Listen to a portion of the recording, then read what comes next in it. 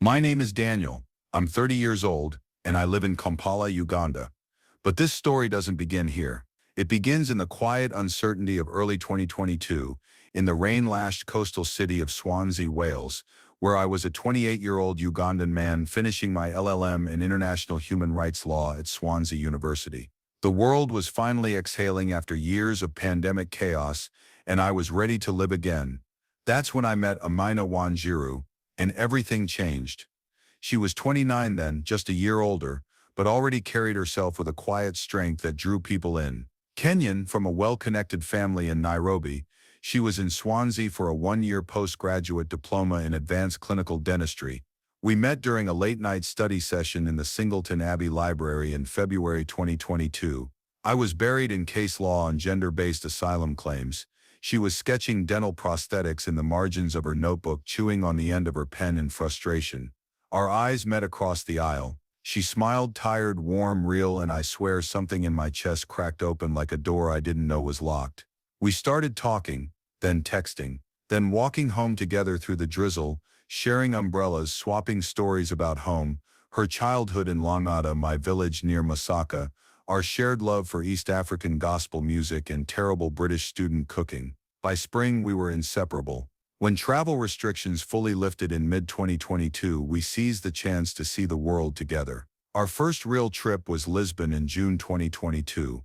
We wandered through Alfama's narrow alleys, got lost on purpose, and spent an entire afternoon in a tiny fado bar holding hands under the table as mournful Portuguese songs filled the air. She leaned her head on my shoulder and whispered, "I feel like I've known you forever." I kissed her temple and thought, maybe you have. In August 2022, we went to Rome, not as tourists but as lovers mapping a future. We rented a Vespa for a day, something wildly out of character for both of us, and zipped through the cobbled streets near Trastevere, laughing like teenagers. We stopped at a hidden piazza, shared a bottle of cheap Chianti, and made promises under strings of fairy lights. "When we have kids," she said, "we'll bring them here. They'll speak 3 languages and eat pasta like Romans." I believed her, I believed us. Later that year, in October, we took a weekend in Barcelona. We didn't just sightsee, we lived. We cooked together in a rented apartment near El Born, danced barefoot in the living room to Burna Boy and Sauti Sol, and spent hours at the beach watching the Mediterranean turn gold at sunset. On our last night, we sat on the balcony, wrapped in a single blanket, talking about names for our future children.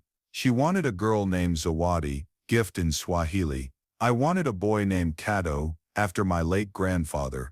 We agreed on both. We weren't just dating, we were building. By early 2023, we were practically engaged, just without the ring. We talked about buying a flat together, maybe in Nairobi, maybe in Kampala. She wanted to open a community dental clinic focused on maternal oral health. I wanted to launch a legal aid nonprofit for survivors of domestic violence. We sketched floor plans on napkins, argued about whether our future kids would go to Kenyan or Ugandan schools, and laughed about how our mothers would fight over who got to host Christmas. In December 2023, we spent the holidays together in Mombasa. Her extended family was there, cousins, aunts, uncles, all gathered at her grandparents' seaside home.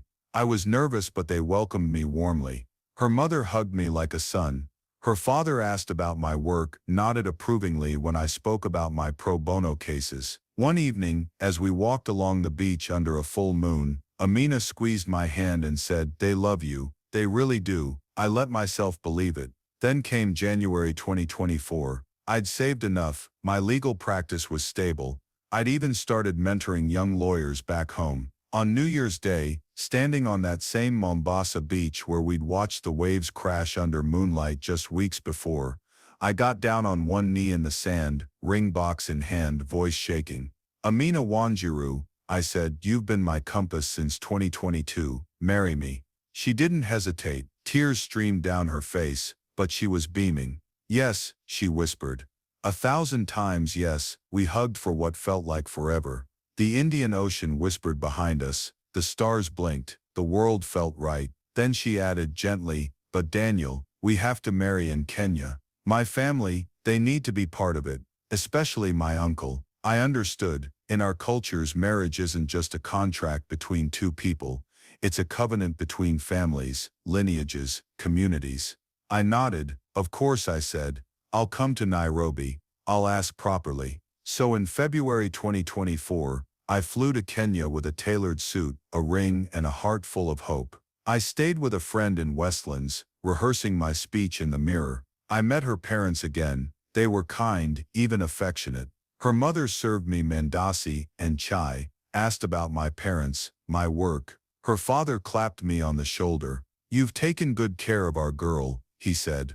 I thought we were golden. Then came the meeting with her uncle, Uncle Mombomi. He was her mother's elder brother, a man in his late 60s, a retired provincial administrator, deeply respected in their Kikuyu community. He owned land in Kakambu, chaired elders' councils, and most importantly, was the gatekeeper of family honor. When I sat in their living room in Karen, Nairobi, I tried to be humble, respectful, clear. I spoke in Swahili, then in English when he switched. I explained my love for Amina, my career, my willingness to respect their customs, even to live in Kenya permanently. He listened in silence. Then he leaned forward, hands clasped, eyes cold. "You are Ugandan," he said. "You are not even Kenyan. Our daughter, our family, does not marry outside the tribe, especially not to someone from a country with complicated history with ours." I was stunned. "Sir, with all due respect, times have changed."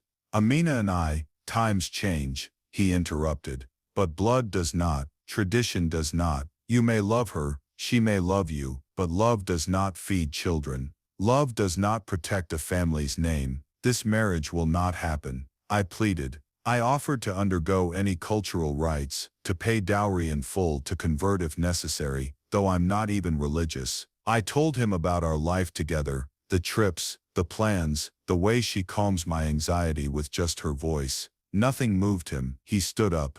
The meeting was over. I turned to Amina, desperate. "Say something," I whispered. She stood there, tears silently falling, but she didn't speak. Later she explained, in her family, to defy her uncle would be to sever ties completely, to be disowned, shunned, cut off from her mother, her siblings, her entire support system. "He controls everything," she said, voice breaking. "If I choose you, I lose them all." I asked her to choose me anyway. She looked at me with the saddest eyes I've ever seen and said, "I can't." And just like that, 2 years of love, 2 years of Vespa rides through Rome, cooking together in Barcelona, whispered promises under foreign skies, collapsed under the weight of one man's no. We didn't break up because we stopped loving each other. God, no. We broke up because love, no matter how deep, how true, how enduring, is sometimes not enough against the walls built by tribe, tradition, and generational authority. I'm back in Kampala. I go to court. I mentor students. I even went on a date last month. A kind woman, smart, lovely, but when she laughed, I waited for it to sound like Amina's. It didn't. Life moves on, but some nights I still smell her perfume, Chanel Coco Mademoiselle, on the scarf I keep folded in my drawer. I still hear her humming that Swahili lullaby when the house is too quiet. I still see her smile in the window of every train I take. I heard through mutual friends that she's engaged now to a Kikuyu man from her uncle's village. A good match. I hope she's happy. Truly. I hope he knows how she takes her tea, 1 sugar, splash of milk, how she hums when she's nervous, how she cries during sad movies, but pretends she doesn't. People say time heals all wounds, maybe. But some wounds don't close. They scar over, tender to the touch, aching in the rain. I'll probably marry someday, have children, build a life, but I'll always carry this truth in my chest.